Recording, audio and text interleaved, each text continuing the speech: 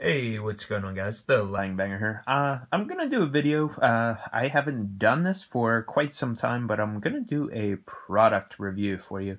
So, I actually just purchased 3 of the Lair of Darkness structure deck. It came out this past Friday.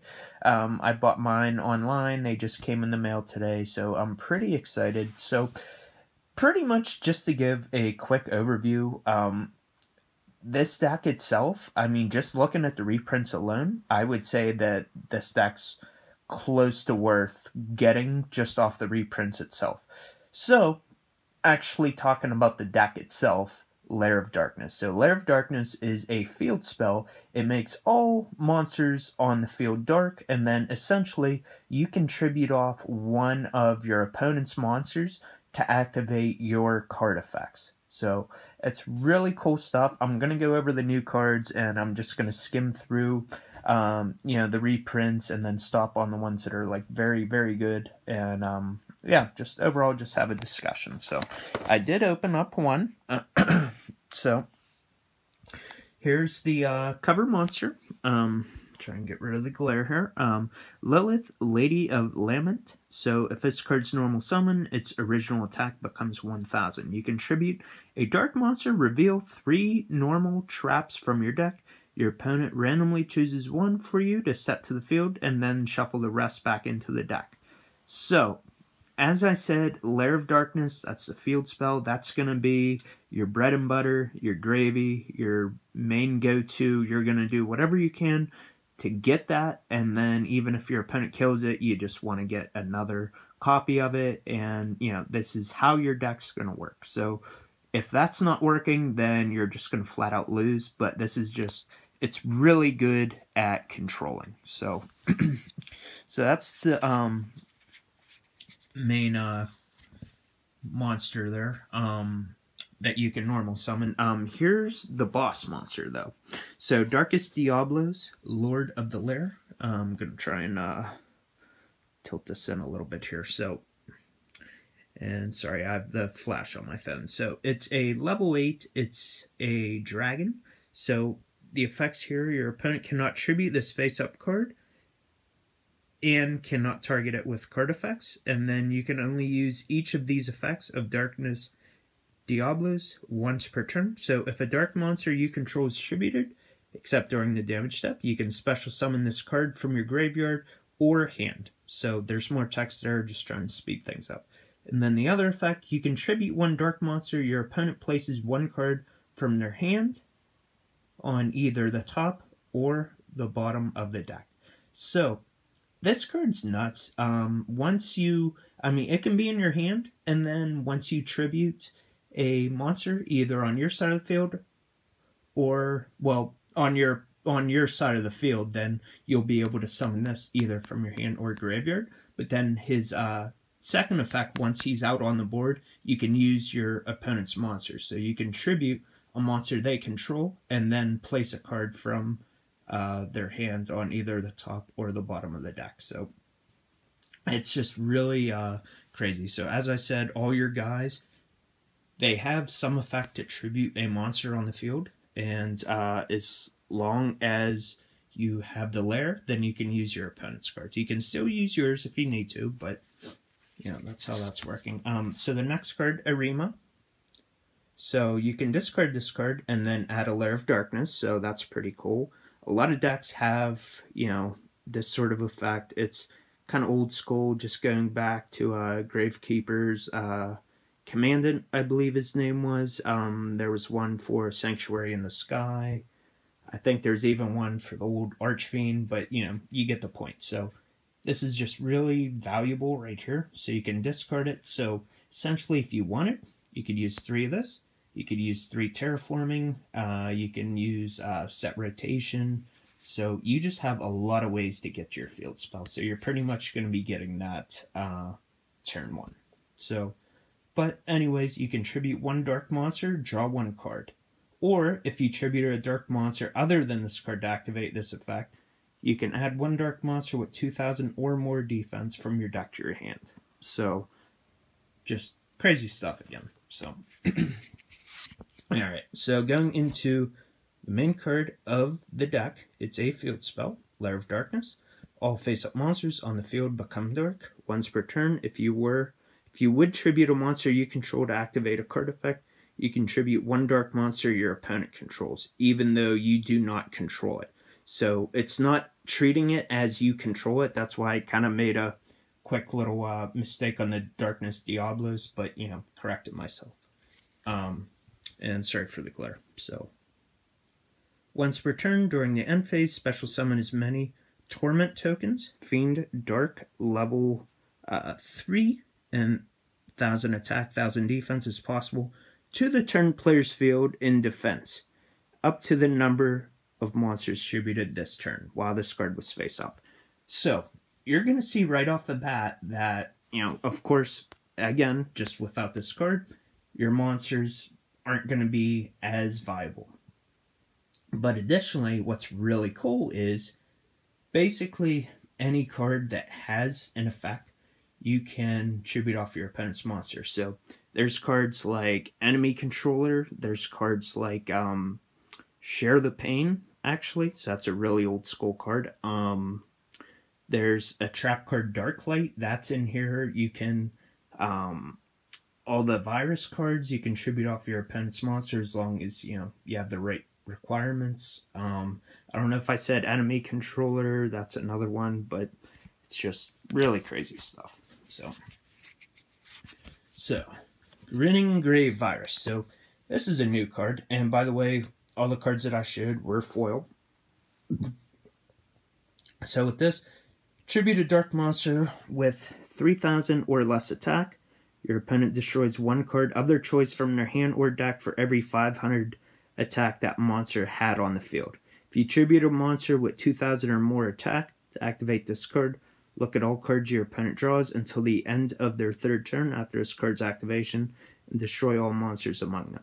So, what's really cool is, this isn't restricting you to say, you got to be under 1000 attack, you got to be over 2000 attack. I mean, you can use any monster that you have in your deck, or any monster your opponent has, basically, and then depending on the attack of it, that's how many cards you'll send. So, I'm not too fond of this card, at least not right now, because obviously they're not going to be sending from their hand, so they're not going to, minus themselves in that regard.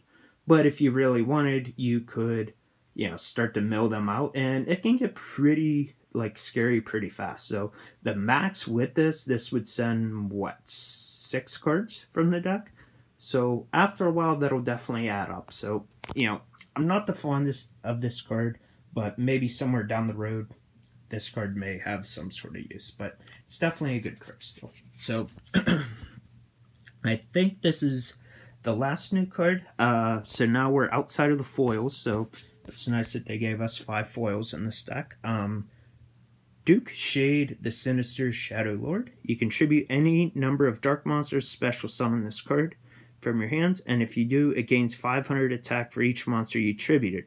So, going along with that trap card, if you tributed a bunch of cards, then, you can make that Grinning Grave Virus pretty beefy, just to use, for a little, mini scenario or combo there. So, it's not likely you would do that, because, you're going to be losing card advantage. So, one thing that's neat, and I too thought this, but, I was thinking that you could tribute any number of cards your opponent has for this, and I was like, holy shit, this is broken. But Lair of Darkness just says 1. So you can tribute monsters on your side of the field and at least one of your opponents, and then this can go, from 500, as far up as it can. So, but anyways, if this card is normal or special summon, you can target one level 5 or higher dark monster in your graveyard, add it to your hand. So you can only use the effect of Duke Shade once per turn. You cannot special summon monsters the turn you activate either of these card effects except dark monsters.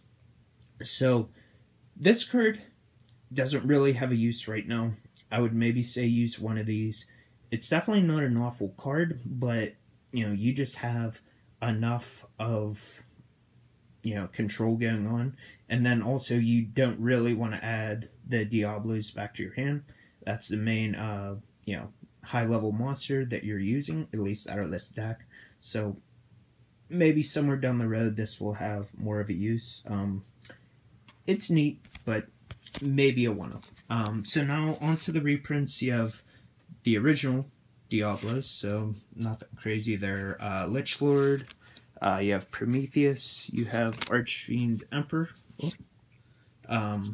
Caius the Mega Monarch. So this is a really good reprint. I think its highest point, it might have been like 20 per. I think just even a month or two back, this was like 10 or 15. So this is a very good reprint. I could see this being a few dollars. So that's why I was saying, like, just off the reprints alone, not even looking at the new cards, like, let's say that's a few dollars. Let's see if I hit anything else yet. Nah, nothing else. But as I just go along, I'll just kind of give my opinion. So Legendary, Magi Garzette, nothing crazy there.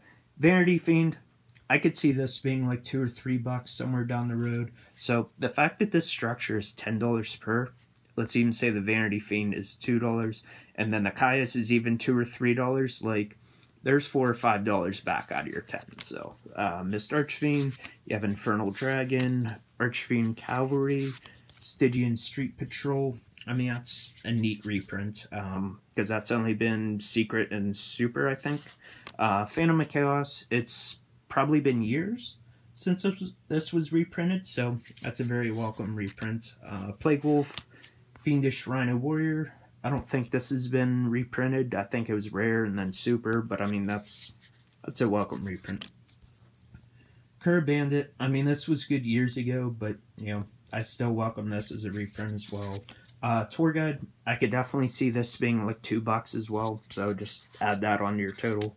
Absolute King Blackjack, or Backjack, sorry. So I think this is maybe the second time this was printed, so Relink Karibo, that's really whatever. Now on to the spells. You have Recurring Nightmare, so this was a couple of dollars for however many years. So, you know, if you like that card, then hey, now you got an easier access. Lure of Darkness, this will definitely be a few dollars. I mean, just off the commons that I stopped and discussed, like, I could see those alone being $10. So, I mean, even the structure itself, I could see it being like 15, maybe even $20 per, somewhere down the road. I'm not saying anytime soon, but even if you remember the original Dark Structure deck, well, I guess technically we're supposed to have a Dark Structure deck. They released the cards in Force of the Breaker, but I'm talking about like the Monarch one. Just, I don't know, it's something about dark monsters. They just always have high demand and, you know, have value. So, Hand Destruction, just, that's a very solid card too. Foolish Burial Goods. So there's another card. I could see that being like $2, $3, even like $4 or something. Boogie Trap, Fire of Doomsday, Veil of Darkness. So, onto the traps now. You have Crush card, you have Deck Devastation, you have Eradicator, you have Full Force Virus. So, you have all the virus cards. You know, I could see those maybe even being $1 per. So, that's just really good value. And again, like, you could just buy 3 of these structures and then basically just build a deck, and it could be semi-competitive. I'm not saying like top tier, but I mean like the stuff that you're given, it's really not a bad deck. You have Darklight, so I don't know when that originally came out, but that's a very welcome reprint, and this is a card that works with your cards, so as you can see with the effect. So that's pretty crazy stuff. So tribute one of your opponent's monsters if you have Lair out, and then pop all special summon monsters. So Trap of Darkness, Mind Crush. So this was another card that was a few dollars. I think it's always been a few dollars, but, you know, I could see that staying that, but still, just another good reprint. Rise to Full Heights, Curse of Darkness, Sinister Yoshiru, and then you get a token. So that was my review. Hopefully you guys enjoyed that. I know it's definitely been a while since I did it. I will definitely have some profiles coming your way, so just be on the lookout for that. Probably have one in a few days from now. I'm going to try and do some builds that other people really haven't thought of, and just see, just take it from there. So thanks for watching again, guys, and have a good day. Peace.